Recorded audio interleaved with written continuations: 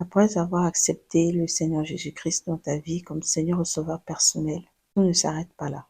Tu as encore un long chemin à parcourir. Tu dois notamment être accompagné, fréquenter une église, une assemblée, être enseigné, être accompagné. Tu es plus exposé après avoir accepté le Seigneur Jésus-Christ que avant que tu n'acceptes le Seigneur Jésus-Christ. Il faut que tu puisses avoir des armes.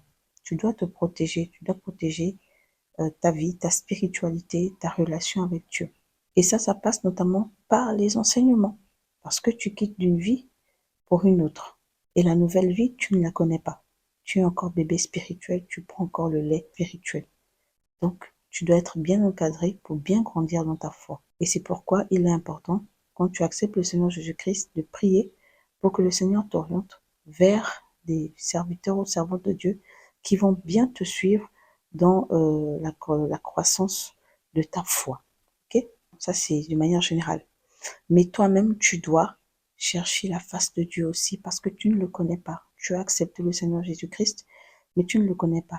Il faut que tu puisses apprendre à le connaître pour lui faire confiance, connaître sa personne, qui il est. Tu dois créer une relation intime et profonde avec lui. Alors, et ça passe par la méditation de la parole de Dieu, ça passe par les temps de prière, de jeûne, par les temps d'adoration, les temps de méditation, de lecture de la parole de Dieu, par les temps d'enseignement à l'église, par tes temps de recherche aussi dans les Saintes Écritures, d'accord? Il faut que tu puisses faire ces choses de manière régulière, surtout être beaucoup dans la prière et méditer la parole de Dieu pour avoir les armes qu'il te faut pour que quand l'ennemi va se lever pour chercher à te réclamer, que toi, tu puisses être préparé.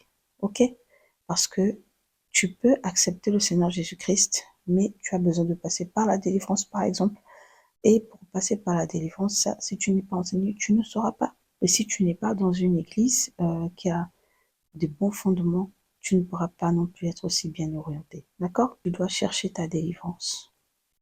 Tu dois chercher ta délivrance. Peut-être que tu as contracté des choses pendant que tu marchais mal, ou bien peut-être dans ta famille, parce que le diable réclame toujours.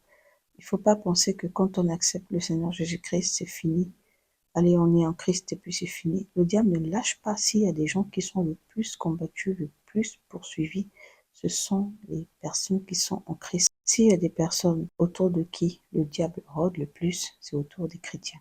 Ceux qui ont donné leur vie à Jésus d'un cœur sincère. Le diable rôde plus autour de ces personnes-là. D'où l'importance, quand tu acceptes le Seigneur Jésus-Christ, de t'armer, d'avoir une vie de prière, de méditation de la parole de Dieu, de la lecture, une vie où tu cherches la face de Dieu, tu cherches à le connaître, savoir qui il est. Parce que si tu n'as pas toutes ces informations, si tu n'es pas enseigné, si tu n'es pas encadré, le diable surfe plus sur l'ignorance des gens.